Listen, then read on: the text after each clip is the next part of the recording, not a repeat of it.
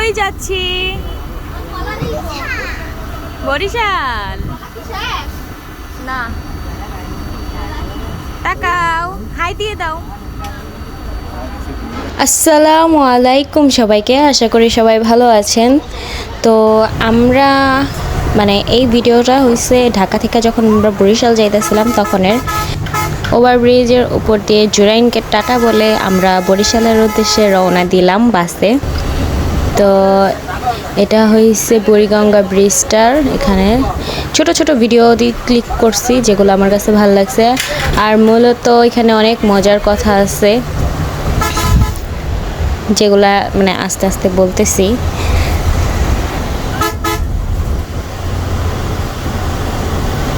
আমার ছোট থেকেই যখনই নানু বাসায় যাওয়ার কথা উঠতো তো সারা রাত ঘুমাইতাম না, অনেক এক্সাইটেড থাকতাম।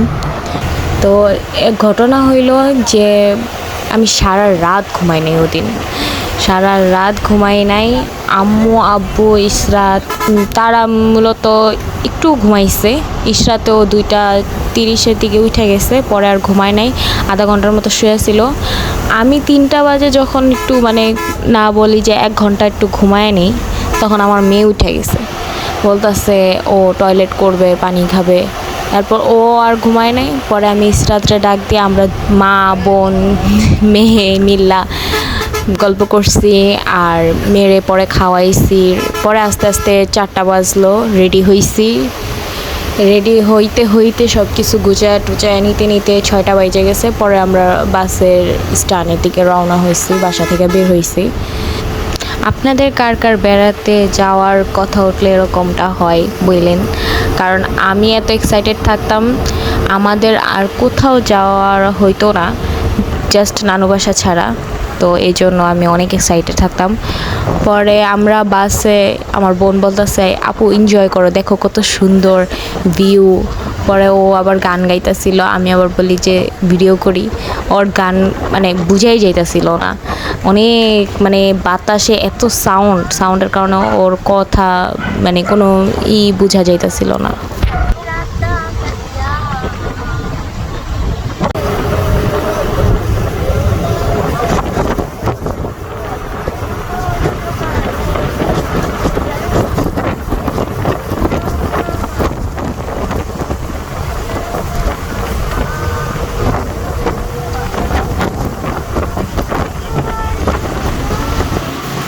তো শখের পদ্মা সেতু উদ্ভাবনের পর কখনো যাই নাই, এই প্রথম পদ্মা সেতু টোল এখানে পড়লো।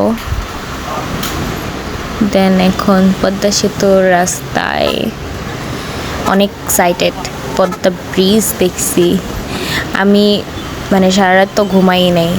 দেন আমি এতটুকু অপেক্ষায় ছিলাম যে পদ্মা ব্রিজটা দেখবো।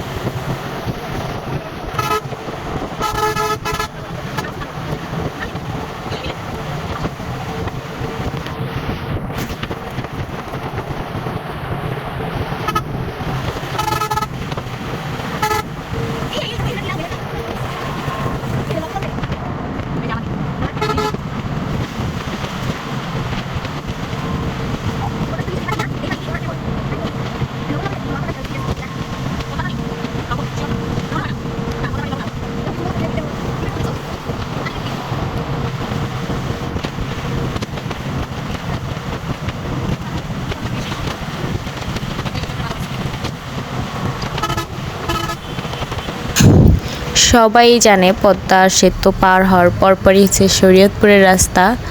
তো এই যে জায়গাটা অনেক সুন্দর ছিল। এটা মনে হয় মানে নিচে মনে হয় পিকনিক স্পট আছে, আমি শিওর না, আর কি দেখা মনে হয়েছে। এত সুন্দর, আমার শহরের থেকে গ্রামই বেশি বেশি পছন্দ এই গাছগাছালির জন্য। মানে আমি যে গ্রামে গেছি একটা গাড়ির আওয়াজ পাই নাই সারাটা দিনে। এত সুন্দর মানে আওয়াজ কি পাখির, গাছপালার নড়াচড়া, বাতাসের, এগুলাই তো ভাল লাগে।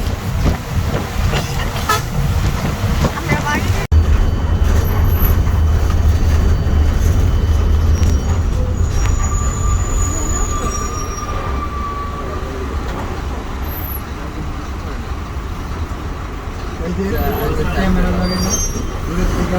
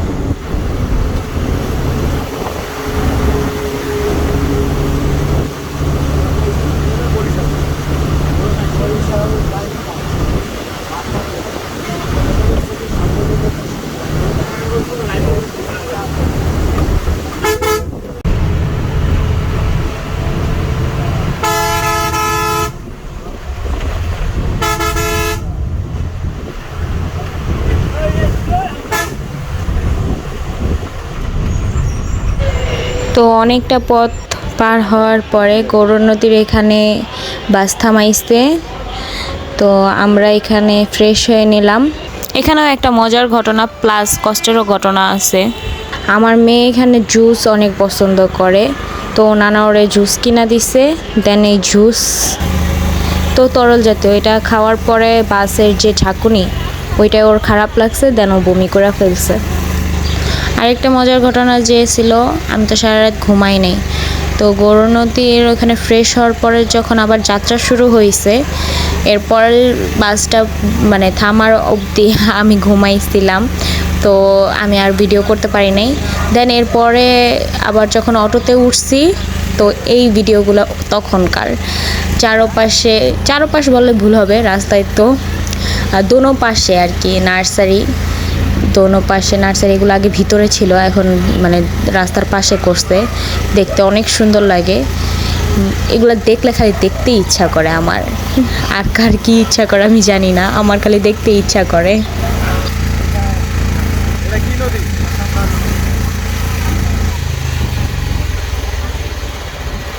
আরব কান্ট্রি ওদিক থেকে ওদিকে বাঙালি পাড়া এদিকে গেছে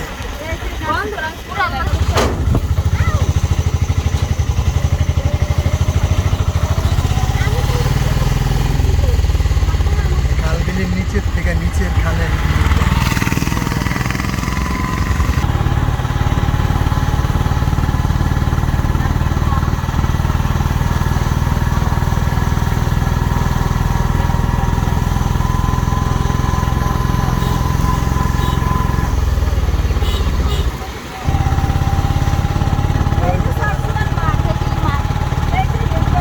তো দেখতে দেখতে আবার অনেকটা পথ পার হয়ে আমরা এখন সারসিনা মাদ্রাসার এখানে আসছি। বরিশালের সবথেকে বড় মাদ্রাসা এইটা। এই জায়গাটা আসলে মাহফিল হয়, অনেক বড় মাঠ।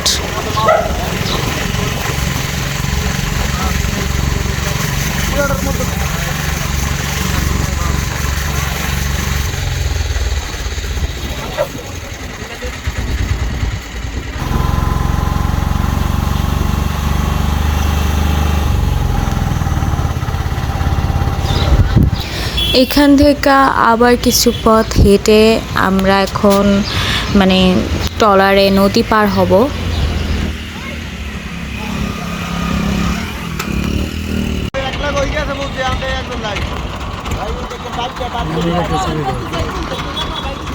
তুমি কি বাইরে গাছ খেলাম তোমার আগে।